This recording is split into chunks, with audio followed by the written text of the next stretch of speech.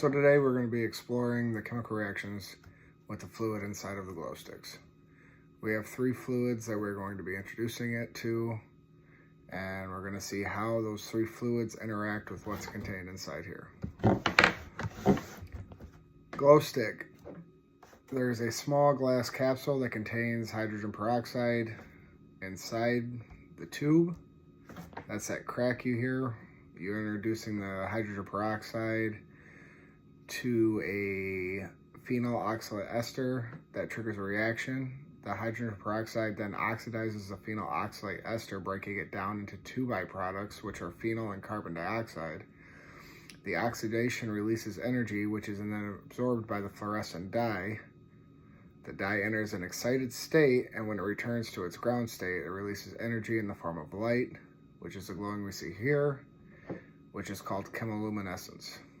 The glow will gradually fade as the reactions are used, and as the concentration decreases, the rate of the reaction slows, leading to less light being produced. This is bending the glow stick, beginning the chemical reaction. The hydrogen peroxide oxidizes the phenyl oxalate ester, breaking it down to form a highly reactive intermediate. The simplified reaction looks like this. The intermediate product created is highly energetic and reacts with the fluorescent dye. This gives the dye molecules enough energy to jump to an excited state. As the dye molecules return to their ground state, they release the excess energy in the form of visible light.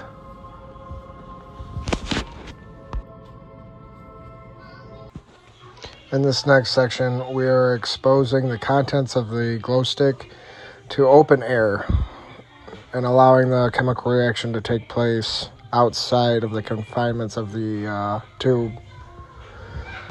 There's a lot going on here, so we're going to break it down slowly. Make sure if you guys do this, you wear safety glasses and gloves because it is glass. And as I found out, when you break it, it can go everywhere.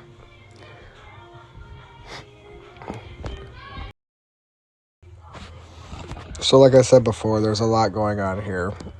We have the ester and the hydrogen peroxide that are still reacting with each other, but now we have to include the air, which is going to gradually decompose our hydrogen peroxide the longer it's exposed to it. With this breakdown, we have the production of H2O and oxygen gas as well.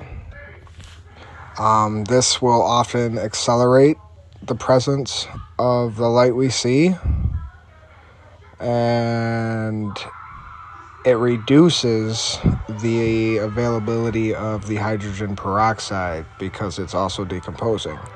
So what we might have is a more intense light, but the duration is going to drastically reduce.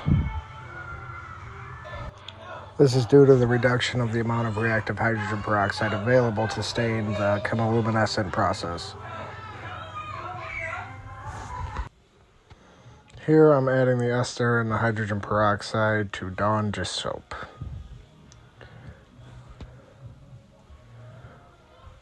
I am struggling to grab the glass tube because of the gloves. But like I said before, the glass goes everywhere. So with this mix, the dish soap contains surfactants, which are molecules that reduce the surface tension and promote the mixing of water and oils. And this should facilitate better contact between the reactants. Mixing could accelerate the reaction.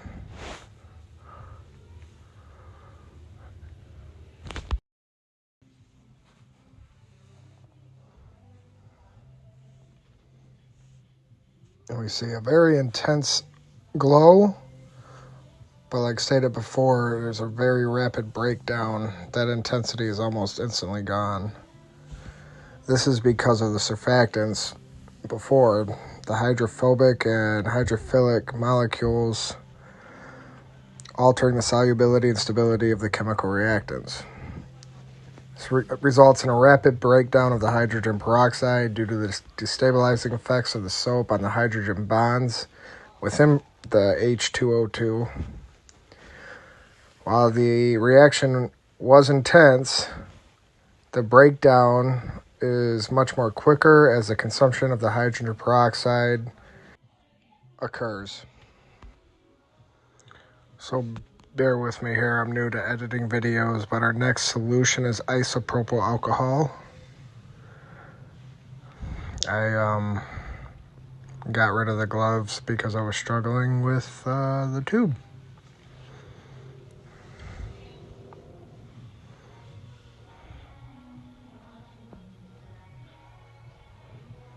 Alright, now that we have our ester peroxide solution nearly ready, we are going to pour it into the isopropyl alcohol, which is going to have another interesting effect.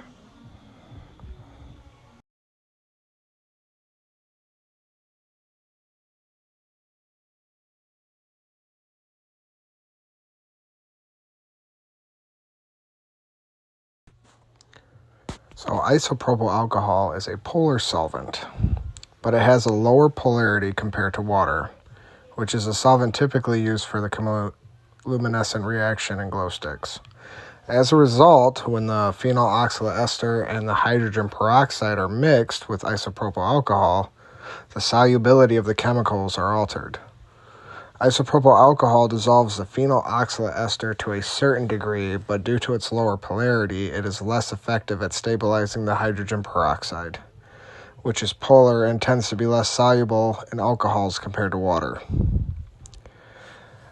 This mismatch in solubility causes the reactants to disperse more evenly within the alcohol, forming a homogeneous suspension where the solute molecules are uniformly distributed throughout the solvent without fully dissolving. Okay, so this one threw me for a loop because what I thought was going to happen did not happen.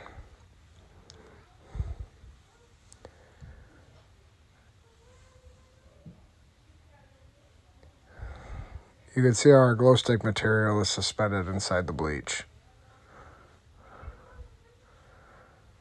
I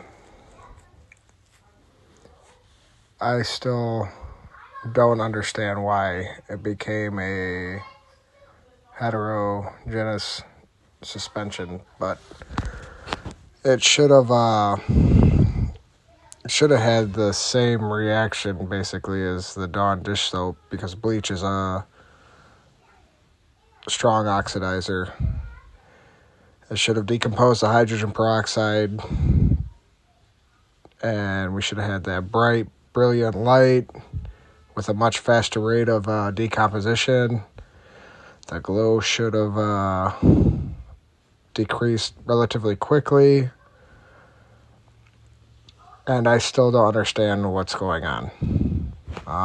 Everything I've read points to a quick oxidation reaction, yet as we can see, it's not the case.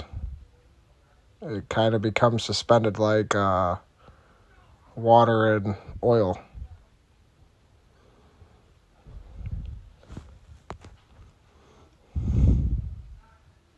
Yeah, the reactant should have been consumed.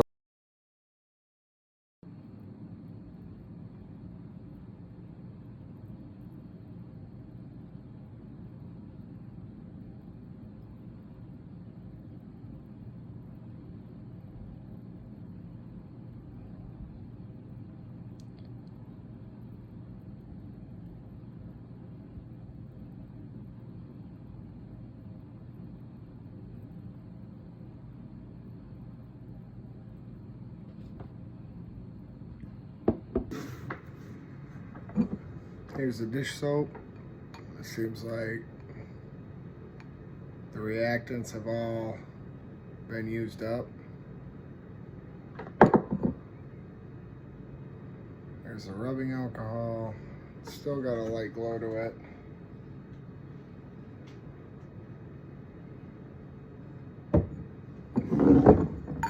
This is the bleach solution.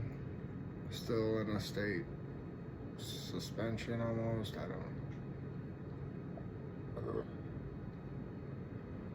don't. And then the air. So the only one still not giving off light is the dish soap.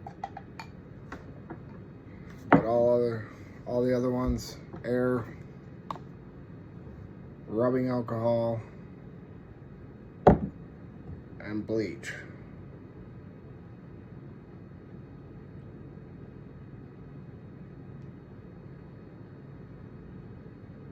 I think bleach is pretty cool.